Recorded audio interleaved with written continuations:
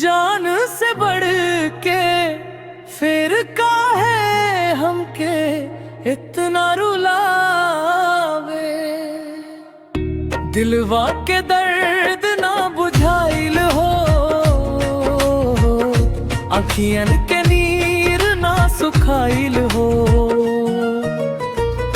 जवन प्यार तोहरा से कैनी हम,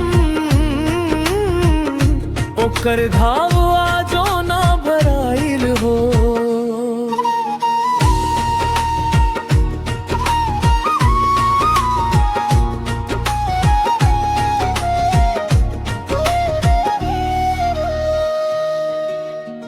रोज रोज याद तो हार सतावे, तस्वीर देखी दिलवा घबरावे।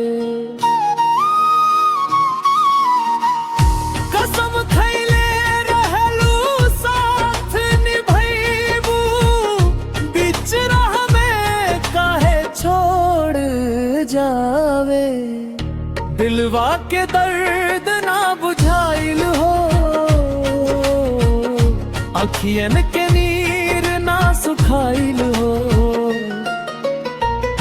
जवन प्यार तोहरा से कैनी हम, ओकर घाव आजो ना भराइल हो।